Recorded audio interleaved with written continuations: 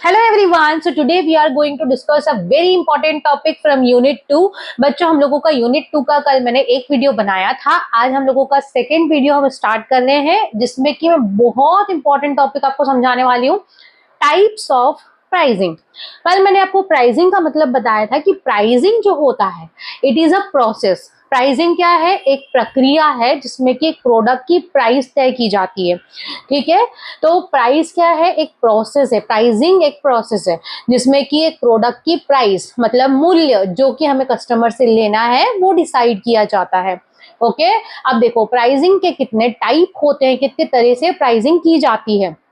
तो देखो, प्राइसिंग सबसे पहले firms in a competitive market, मतलब कि कॉम्पिटिटिव मार्केट में एक फर्म जो होती है उसका मेन एम क्या होता है कि भाई प्रॉफिट मैक्सिमाइजेशन हो, ग्रोथ हो, कंपटीशन में हम लोग टिके रहें. उसके लिए फोर कैटेगरीज, फोर टाइप से प्राइसिंग की जाती है. First one is demand oriented, cost oriented, second, third is competition oriented and fourth one is value based pricing. सबसे पहले हम पढ़ेंगे डिमांड ओरिएंटेड. डिमांड ओरिएंटेड का मतलब क्या होता है? जब चीज की डिमांड ज्यादा होगी, है ना, जब डिमांड ज्यादा होगी तो प्राइस हाई होगी, जब डिमांड कम होगी तो प्राइस लो होगी. इसमें सबसे इंपॉर्टेंट फैक्टर है डिमांड, कि प्रोडक्ट की डिमांड क्या है. जब भी प्रोडक्ट की डिमांड हाई होती है आप प्राइस हाई रख सकते हो, जब प्रोडक्ट की डिमांड लो होती है तो आपको प्राइस लो करनी पड़ेगी. तो आप प्राइस कैसे सेट करते हो? जब डिमांड और सप्लाई दोनों बराबर होती है उस पॉइंट पे प्रोडक्ट की प्राइस डिसाइड की जाती है. ठीक है, now next one is perceived value pricing. Perceived value pricing का मतलब क्या है? जैसे कि जो लोग होते हैं उनके उनके परसेप्शन से किसी एक प्रोडक्ट की वैल्यू क्या होनी चाहिए उसके अकॉर्डिंग वो पे करने को रेडी हो जाते हैं. जैसे कि इसमें एग्जांपल दे रखा है, कस्टमर वुड पे differently for normal size Coca Cola in different surroundings, है ना. जैसे कि देखो, अगर हम नॉर्मली किसी कॉर्नर की शॉप से, रिफ्रेशमेंट शॉप से अगर कोका कोला लेंगे तो जो उसका जो प्राइस है उतने की ही हम लेंगे. लेकिन मान लो अगर हम किसी बच्चे के, हमारे बच्चे के स्कूल में मेला लगा हुआ है, फेयर लगा हुआ है, वहां पे हो सकता है वो लोग महंगी देंगे तो हम महंगी ले लेंगे. अगर हम वही कोका कोला की बोतल एयरपोर्ट पे जाके खरीदेंगे तो हो सकता है और महंगी मिले, तो हम उस वैल्यू पे भी उसको खरीद लेंगे. तो it's depend upon customers perceived value, मतलब कि कस्टमर का परसेप्शन के अकॉर्डिंग कि उस प्राइस, उस एक पर्टिकुलर प्रोडक्ट की प्राइस डिफरेंट जगह पे डिफरेंट हो जाती है. जैसे कि एक चाय है, चाय की टपरी पे आप जाके चाय पियोगे 5 से 10 रुपए की आपको एक कप चाय मिल जाती है. वहीं किसी एक महंगे रेस्टोरेंट में जाकर के आप चाय पियोगे तो आपको 50 रुपए की या 100 रुपए की चाय भी मिल सकती है. तो a cup of tea is price differently by hotels and restaurant of different categories because buyer assign different values to the same item. Same item का डिफरेंट प्राइस डिफरेंट जगह पे हो सकता है. ठीक है, जैसे कि इन्होंने बोला रेलवे स्टेशन पे वाटर बॉटल 20 रुपए की मिलती है, सिनेमा हॉल में 40 रुपए की मिलती है. पॉपकॉर्न की बात करेंगे, अपन डीमार्ट से पॉपकॉर्न खरीदते हैं, 20 रुपए का पॉपकॉर्न आ जाता है. वही पॉपकॉर्न जब आप थिएटर में जाके खरीदते हो, है ना, तो मल्टीप्लेक्स के बाहर जब आप पॉपकॉर्न खरीदते हो 600 रुपए की बकेट आती है, तो वहां पे हम 600 रुपए दे देते हैं. वही पॉपकॉर्न हमें डीमार्ट के बाहर 20 रुपए का भी मिल जाता है. तो this is known as perceived value pricing. Now next is differential pricing. Differential pricing का मतलब क्या होता है कि सेम चीजों का डिफरेंट टाइम पे या डिफरेंट कंडीशंस में डिफरेंट प्राइसिंग. जैसे कि एग्जांपल इसमें दे रखा है टाइम ऑफ परचेस. मान लीजिए कि बहुत बारिश हो रही है बाहर, है ना, मैंने ओला कैब बुक करी, तो हो सकता है कि कैब वाला आए ना, वो बोलेगा ऐड मोर मनी, है ना, रैपिडो ऐड मोर मनी. तो भैया बहुत सारे रुपए बढ़ाने के बाद, 20 30 40 रुपए बढ़ाने के बाद रैपिडो कहीं जाके बुक होगी, है ना, क्योंकि मौका कैसा है कि भाई बहुत बारिश हो रही है तो कोई बुक ही नहीं हो रहा, तो भाई मुझे वैल्यू ऐड करनी पड़ रही है. या फिर रात के समय टैक्सी के चार्जेस ज्यादा हो जाते हैं. वही नॉर्मल टाइम पे अगर आप बुक करोगे तो उतने ज्यादा चार्जेस नहीं रहेंगे. तो डिपेंड्स कि आपका टाइमिंग क्या है परचेस का. होटल्स का पीक सीजन, जैसे कि आप ट्रिप बनाते हो, है ना, तो अगर पीक सीजन के टाइम पे बना रहे हो कि जब होटल्स फुल जा रहे हैं तो भाई आपको महंगा मिलेगा, है ना. तो डिपेंड करता है कि किस टाइम पे आप किसी प्रोडक्ट की परचेजिंग कर रहे हो. लोकेशन, लोकेशन का बहुत फर्क पड़ता है. जैसे कि इसके पहले मैंने आपको बताया था कि भाई मॉल में जाकर के लीजिए अगर आप मल्टीप्लेक्स में जाके पॉपकॉर्न खाओगे तो आपको 600 रुपए की बकेट मिलेगी, है ना। वहीं आप ठेले से खरीद के खा लोगे 10 रुपए का पैकेट मिल जाएगा। तो जगह जगह का बहुत डिफरेंस होता है, लोकेशन का डिफरेंस होता है। एयरपोर्ट पे अगर आप कोई सामान खरीदोगे खाने पीने का या किसी प्रकार का तो महंगा मिलेगा। सेम प्रोडक्ट लोकल मार्केट में हो सकता है आपको सस्ता मिल जाए। नाउ प्रोडक्ट वर्जन, जैसे कि प्रोडक्ट जो होते हैं वो भी अलग अलग क्वालिटी के होते हैं। जैसे कि बाइंडिंग कर दी बुक की, अट्रैक्टिव लेदर कवर लगा दिया तो भाई वो महंगी हो जाएगी। बुक भली से सेम ही है ना, लेकिन अगर वो पेपर बैक बुक है तो 300 रुपए में मिल रही है, लेदर कवर लग गया तो 900 रुपए में मिल रही है। अब कस्टमर जैसे कि थिएटर में, है ना, एक ही जगह पे भी प्रोडक्ट की प्राइस डिफरेंट हो सकती है। जैसे थिएटर में आपको मूवी एक्सपीरियंस करनी है ना, तो बैल्कनी के टिकट्स अलग हो सकते हैं, है ना, और फ्रंट रो सीट के सस्ते हो सकते हैं ना। मैंने एग्जांपल लिखा है, सिनेमा बालकनी सीट महंगा, फ्रंट रो सीट सस्ता, है ना। तो depend upon the seat also. तो जिन कस्टमर को भैया कंफर्टेबल सीट में बैठना है तो ज्यादा पैसे दे दो, नहीं बैठना है चल जाएगा कि हाँ मूवी देखनी है, सेम मूवी देखनी है तो सस्ते में खरीद लो। तो it depends. Now bargaining ability, अब कोई कोई लोग होते हैं भैया इतनी बार्गेनिंग करते हैं कि वो हर चीज सस्ते में खरीद के लिए आते हैं। बार्गेनिंग एक उनके अंदर कैपेबिलिटी होती है ना। तो ये भी एक तरह से कह सकते हैं आर्ट है, कला है ना।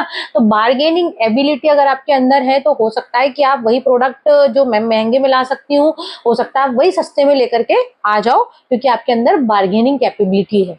ठीक है। उसके बाद level of knowledge of product feature also affect the price paid by the customer. Customer को अगर लेवल ऑफ नॉलेज है उस प्रोडक्ट के बारे में, उसके फीचर्स के बारे में, तो उससे भी प्राइस इफेक्ट होती है। अवेलेबिलिटी ऑफ प्रोडक्ट, है ना, अगर स्टॉक लिमिटेड है तो प्राइस बढ़ जाती है किसी प्रोडक्ट की, अगर स्टॉक बहुत सारा है तो प्राइस कम हो जाती है। ठीक है। Now next is skimming pricing मैंने इसके पहले वाली वीडियो में बताया था। स्कीमिंग क्या होती है, जब कोई एक प्रोडक्ट न्यूली लॉन्च हुआ है तो कई बार कंपनी क्या करती है उसकी प्राइस शुरुआत में हाई रखती है, फिर धीरे धीरे उसको मार्केट शेयर बढ़ाने के लिए प्राइस लो करती है। तो skimming involve setting a very high price for newly product initially and to reduce the price gradually as it competitor enter the market. शुरुआत में वही प्रोडक्ट महंगा मिलता है और धीरे धीरे जब टाइम हो जाता है तो वही प्रोडक्ट सस्ता मिलने लगता है। जैसे कि एग्जाम्पल लिखा है, न्यू स्मार्टफोन नया है मार्केट में 60,000 का मिल रहा है और वही स्मार्टफोन 6 महीने बाद आपको 45,000 का भी मिल जाएगा। तो इसी को बोलते हैं हम स्कीमिंग प्राइसिंग, है ना। उसके बाद जैसे कि मूवीज में भी होता है ये, अभी आज ही कोई मूवी आई है ना, थिएटर्स में लगी है आज की आज, तो भैया लोगों को रहता है कि फर्स्ट शो ही देखना है तो महंगा मिलेगा, थोड़े टाइम बाद देखोगे तो उसी के टिकट थोड़े सस्ते हो जाएंगे, है ना। तो इसी को बोलते हैं स्कीमिंग प्राइस, की शुरुआत में इनिशियल लॉन्च में प्रोडक्ट की प्राइस हाई रखना, फिर धीरे धीरे ग्रेजुअली उसको डिक्रीज करना, उसको बोलते हैं skimming. Now next is penetration just इसका अपोजिट होता है कि शुरुआत में हम लो रखते हैं कि भाई मार्केट में थोड़ा लोगों को पता चल जाए, यूज टू हो जाए प्रोडक्ट से रिलेटेड, मार्केट में हमारा शेयर बन जाए, है ना। उसके बाद हम उसको हाई कर देंगे, है ना। तो इसको बोलते हैं पेनिट्रेशन। जैसे कि ओटीटी प्लेटफॉर्म्स है, शुरुआत में 99 रुपीज पर मंथ देते थे, बाद में 299 कर दिया उन्होंने। लोगों को एक बार आदत डाल दो फिर तो वो खरीदेंगे, है ना। तो इस तरह से भी प्राइसिंग सेट होती है, इसको बोलते हैं हम पेनिट्रेशन प्राइस पॉलिसी। स्कीमिंग समझ में आया। स्कीमिंग में शुरुआत में हाई रखते हैं बाद में लो कर देते हैं, पेनिट्रेशन में शुरुआत में लो रखते हैं बाद में हाई कर देते हैं। नाउ कॉस्ट ओरिएंटेड, तो ये सारे बेटा हम लोगों के जो प्राइसिंग के मैंने पढ़ाए हैं टाइप्स, ये सारे किसके अंदर आ गए, डिमांड ओरिएंटेड। अब सेकंड है हमारा कॉस्ट ओरिएंटेड। कॉस्ट क्या होती है बच्चों, कॉस्ट जो है प्राइस डिटरमाइन करने में बहुत इंपॉर्टेंट रोल प्ले करती है। अगर कोई प्रोडक्ट महंगा बना है तो ऑब्वियसली वो महंगा बिकेगा, है ना। तो देखो इसमें प्राइस डिसाइड होता है प्रोडक्ट की कॉस्ट के बेसिस पर। फॉर्मूला सिंपल है, cost plus profit is equals to selling price. अगर हमें बिजनेस करना है तो हम प्राइस कैसे रखेंगे, भाई जितने में प्रोडक्ट बन के तैयार हुआ है उसमें हमारा प्रॉफिट जोड़ दो तो दोनों मिलाकर क्या हो जाएगी आपकी सेलिंग प्राइस, है ना। 8th क्लास में पढ़ा है ना हम लोगों ने profit and loss chapter, formula ये सभी को याद ही होगा, है ना। और नॉर्मली अगर अपन थोड़ा सा दिमाग लगाओ कि भैया अगर 10 रुपए में हमारी कोई चीज बन के तैयार हो रही है तो हम उसको 2 रुपए ज्यादा में, मतलब 12 रुपए में बेचेंगे ना, या ज्यादा रुपए में, जो भी आपका प्रॉफिट परसेंटेज है आप उसमें ऐड कर दो और फिर बेचो। तो ये मेथड जो है डिमांड को इग्नोर करता है भाई, क्योंकि कॉस्ट के ऊपर डिपेंड करती है। कॉस्ट जो है ये 3 तरह की होती है कॉस्ट में प्राइसिंग। पहली है कॉस्ट प्लस प्राइसिंग। इसका मतलब क्या है, ये देखो, कॉस्ट में अगर आपका प्रॉफिट जोड़ दो तो सेलिंग प्राइस निकल के आ जाती है, ये कॉस्ट प्लस प्राइसिंग में आता है। कॉस्ट प्लस प्राइसिंग इसका फर्स्ट टाइप है कॉस्ट ओरिएंटेड मेथड का। इसमें हम क्या कर रहे हैं, जितने में प्रोडक्ट बन के तैयार हुआ है प्लस जितना आपको प्रॉफिट चाहिए उसके अंदर जोड़ दो तो आपकी निकल के आ जाएगी सेलिंग प्राइस।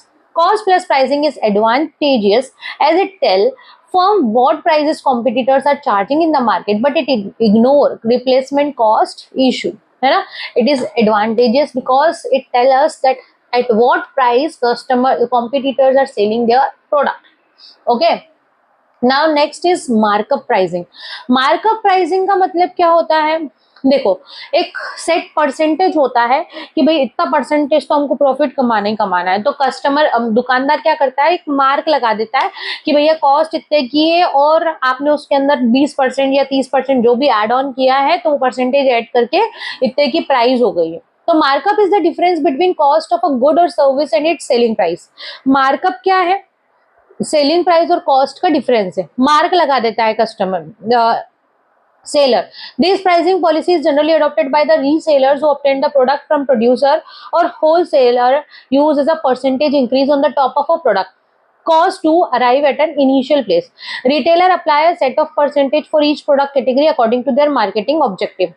अब देखो हमारा मार्केटिंग का ऑब्जेक्टिव क्या है, हमने, मैं रिटेलर हूँ मान लो, तो रिटेलर ने किससे प्रोडक्ट खरीदा, होलसेलर से, है ना।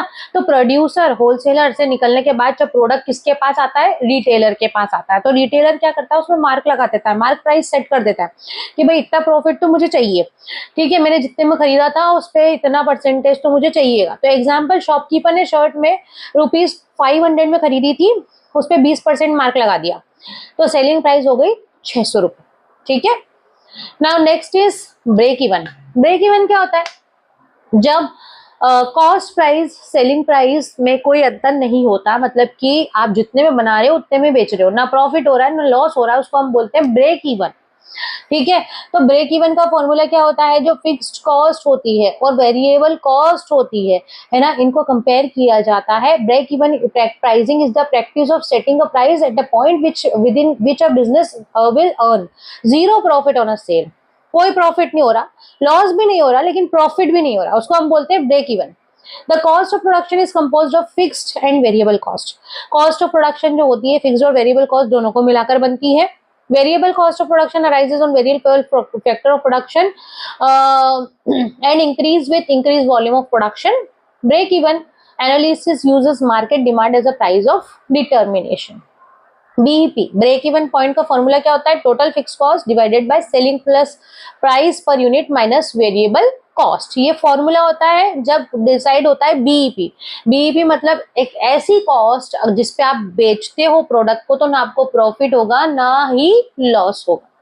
The equilibrium at a point where revenue is equal to total cost and the firm into a break even situation is no profit no loss. तो ये बीईपी का फॉर्मूला होता है total cost divided by selling price per unit minus variable cost per unit. Okay, तो ये हो गए हमारे कॉस्ट ओरिएंटेड। कॉस्ट में कितने थे, 3, कॉस्ट प्लस प्राइसिंग, उसके बाद मार्कअप प्राइसिंग एंड बीईपी मतलब break even pricing. Now third type of pricing is competition oriented pricing.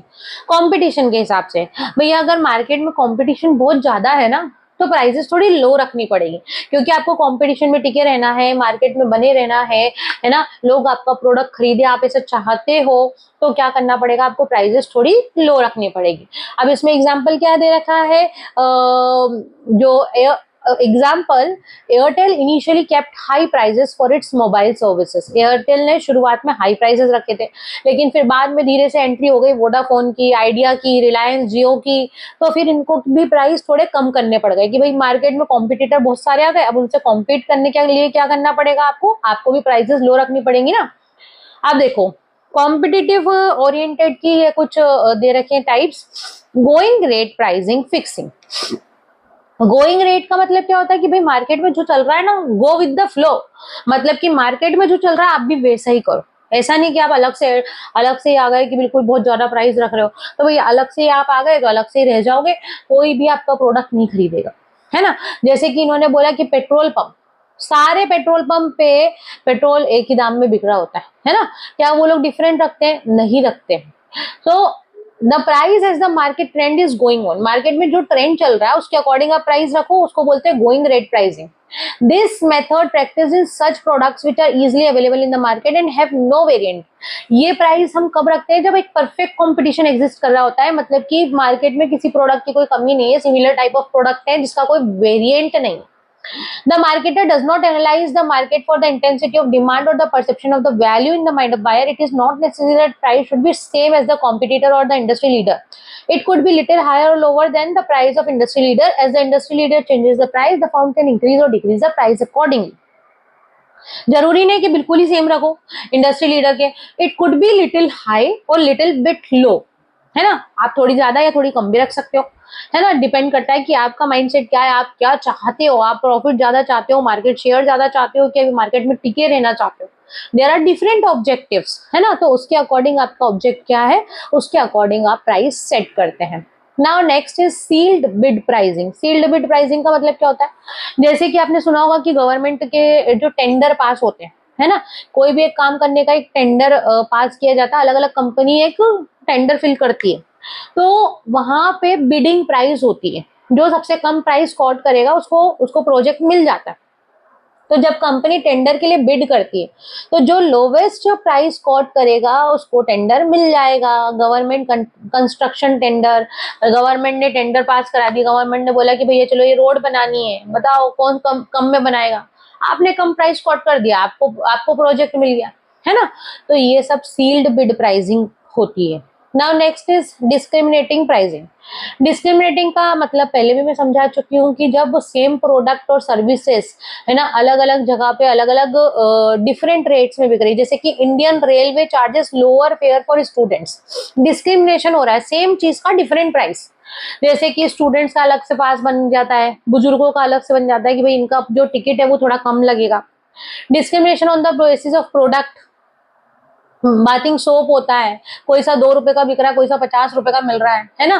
तो डिफरेंस है उनकी कॉस्ट में, इस वजह से may be possible. Locational discrimination, ये भी बताया था मैंने कि लोकेशन के हिसाब से प्राइस डिफरेंट होती है ना।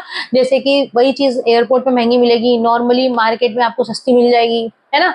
पॉपकॉर्न का एग्जाम्पल दिया था मैंने। तो लोकेशन के अकॉर्डिंग भी प्राइसेस डिफरेंट होती है। टाइम डिस्क्रिमिनेशन, टाइम का बताया था मैंने आपको। जैसे कि घूमने गए आप, तो आप पीक सीजन में जा रहे हो तो आपको हर चीज महंगी मिलेगी, है ना। आप पीक सीजन में नहीं जा रहे हो, आप नॉर्मली जा रहे हो, तो आपको सस्ती मिल जाएगी, ठीक है। उसके बाद इमेज डिस्क्रिमिनेशन। इमेज डिस्क्रिमिनेशन का मतलब क्या होता है?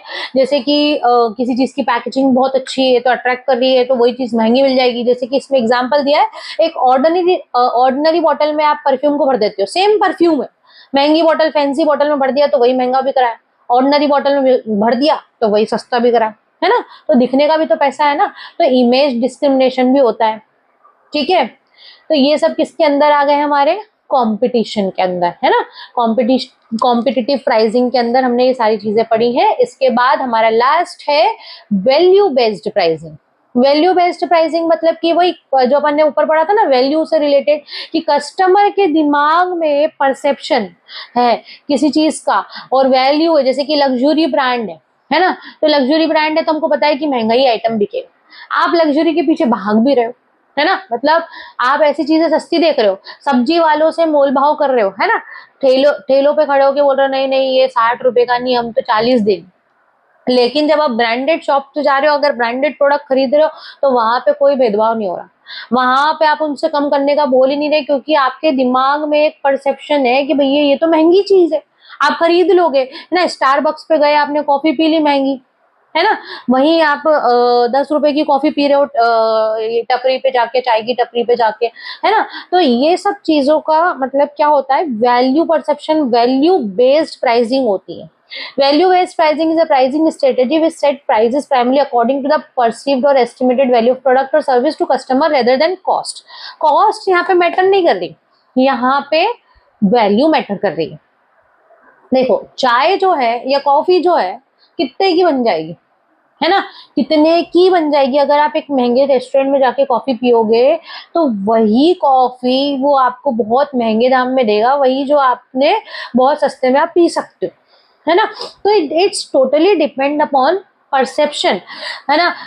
जो वैल्यू वैल्यू जो एक कस्टमर को लगती है ना। जैसे कि आप 5 स्टार होटल में जाके आप रोटी खाओगे, वही रोटी आप घर पे भी खा सकते हो, है ना। तो वो 5 स्टार में जाके आप एक रोटी का बहुत 50 60 70 80 रुपए की एक रोटी खा सकते हो, और वही रोटी आप मतलब पूरे घर भर की बना लोगे 70 80 रुपए में। तो it's totally depend on value based pricing.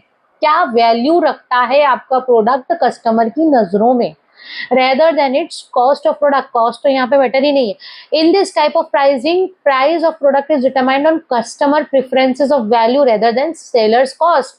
Pricing begin with analysis of customer need and value perception, and then company set it target price and design the product। ठीक है, तो ये हो गए हमारे सारे types of pricing.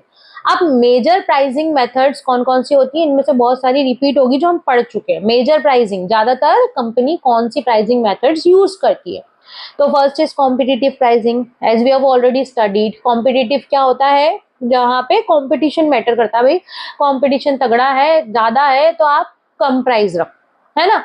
Penetration pricing बताया था मैंने तुम लोगों को, एक होती है स्कीमिंग और एक होती है पेनिट्रेशन। पेनिट्रेशन में पहले प्राइस कम रखते हैं, बाद में ज्यादा रखते हैं। स्कीमिंग में पहले प्राइस ज्यादा रखते हैं, बाद में कम रखते हैं। One price versus variable price policy, है ना। जैसे कि कई बार क्या होता है कि हम जो है one price versus variable price policy, कई बार हम अलग अलग पॉलिसी लगा देते हैं। कैसी पॉलिसी कि भैया 3 खरीदोगे तो आपको 2 रुपए कम में मिल जाएगा। हम एक प्रोडक्ट खरीदते हो तो आपको 10 रुपए का, ठीक है, एक प्रोडक्ट खरीदते हो 10 रुपए का। अगर आपने 3 खरीदे तो कितने के होते हैं, 30 रुपए के, लेकिन हमने बोल दिया कि 28 में मिल जाए। तो डिफरेंट डिफरेंट पॉलिसी है, आपकी पॉलिसी क्या है। One price versus variable policy, अलग अलग पॉलिसी के हिसाब से आप सामान बेचते हो, तो वही सामान महंगा सस्ता मिल सकता है। देखो, a seller may charge 10 rupees less, 10 rupees per unit if less than 1 dozen units are purchase. 1 dozen से कम सामान अगर किसी ने खरीदा है तो आप 10 में बेच रहे हो। 1 डजन से ज्यादा खरीद लिया तो आपने बोला कि चलो 9 रुपए में मिल जाएगा, है ना। तो इस तरह की पॉलिसीज अगर आपने कुछ लगा रखी है तो प्राइसिंग उसके अकॉर्डिंग होती है। मार्केट स्कीमिंग, स्कीमिंग मैंने अभी आपको बताया था कि शुरुआत से हाई रखो, फिर धीरे धीरे लो कर दो, है ना। जैसे कि इन्होंने एग्जांपल दिया है, मैंने आपको बताया था स्मार्टफोन्स होते हैं, शुरुआत में महंगे आते हैं, धीरे धीरे वो सस्ते हो जाते हैं। डिस्क्रिमिनेशन और डुअल प्राइसिंग बताया था मैंने आपको अभी। डिस्क्रिमिनेशन मतलब कि अलग अलग prices, different prices from different customer according to their ability to पे।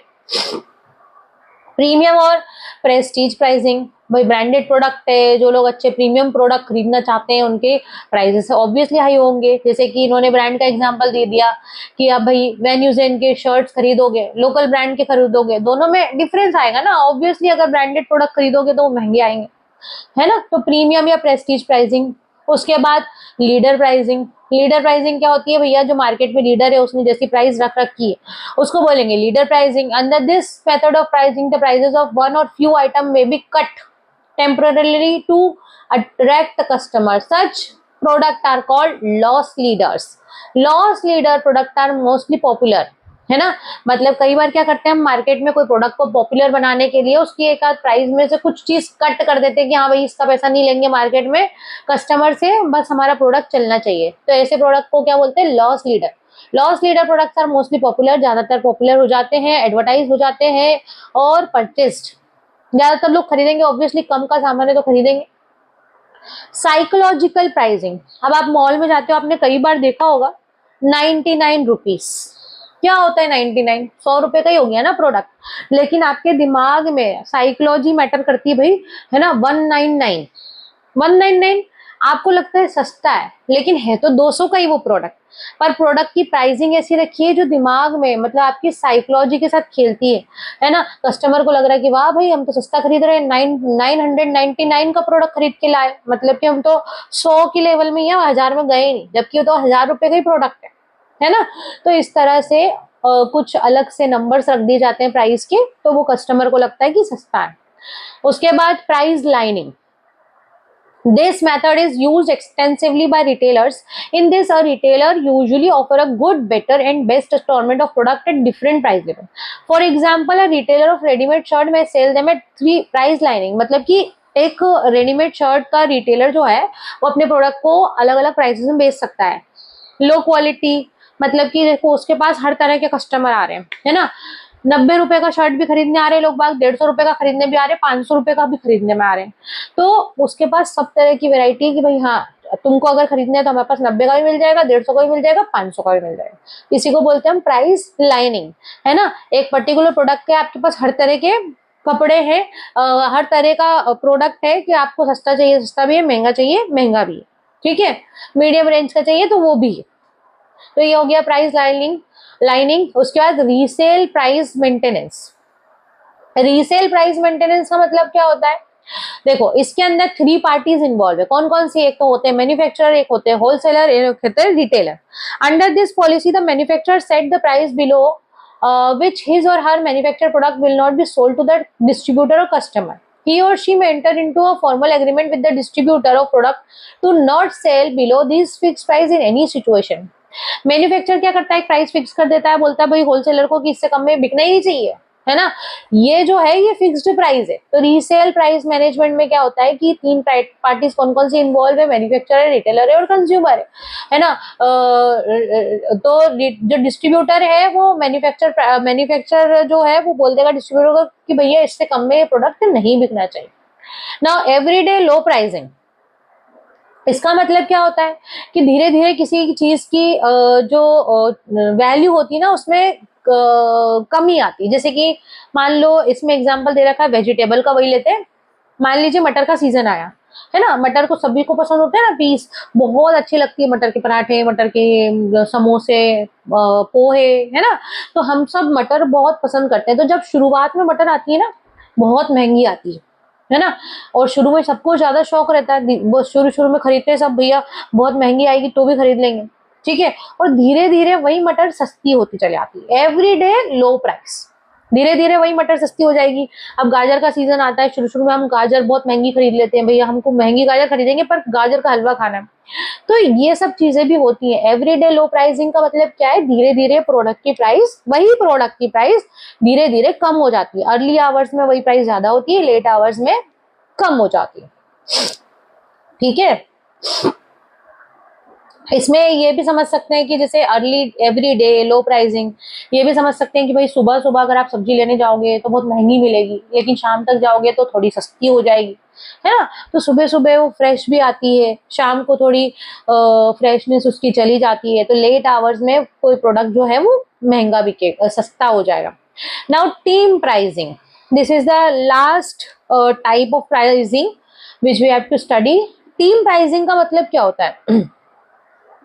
कई बार कंपनी पैकेज बनाती है ना. कई बार हमको पैकेज में गुड्स मिलते हैं ना, भाई पैक खरीदोगे इतने का पड़ेगा. अगर आप वही प्रोडक्ट अलग अलग खरीदोगे तो आपको महंगा मिलेगा, है ना. कई सारे आप इंस्टाग्राम पे देखो, अभी कॉस्मेटिक खरीदे थे मैंने, उसमें डिस्काउंट था कि भाई अगर इस कंपनी के आप 3 प्रोडक्ट खरीदोगे ना तो आपको 1000 रुपए. और वही प्रोडक्ट अगर मैं अलग से खरीद रही हूँ ना तो हो सकता है वो मुझे 1200 के पड़ रहे थे, लेकिन मैंने तीनों एक साथ खरीद लिए, 3 प्रोडक्ट खरीद लिए तो वो मुझे 1200 के पड़ गए. वो उन्होंने पैक दिया था कि ये पैकेट खरीद लो, ये आपको 1000 का पड़ जाएगा, है ना. तो इस तरह की जो प्राइसिंग होती है इसको बोलते हैं टीम प्राइसिंग. मतलब कि कंपनी क्या करती है, एक पैकेज बना देती है, इस पैकेज को अगर आप खरीदोगे तो इतने का पड़ेगा और अलग अलग खरीदोगे तो इतने का पड़ेगा. तो common examples of such pricing में भी option packages on new car, value meals at restaurants and holiday trips, है ना. तो इस तरह की चीजें कई बार आपको कंपनीज देती है, तो उसी को हम बोलते हैं टीम प्राइसिंग. तो ये सारे टाइप्स ऑफ प्राइसिंग हम लोगों ने पढ़ लिए हैं बच्चों. आई होप आप लोगों को समझ में आए होंगे. It is very very important topic, इसलिए इसको अच्छी तरह से करना है. ओके, वीडियो अच्छा लगा है तो please like share subscribe. Thank you for watching. Bye bye.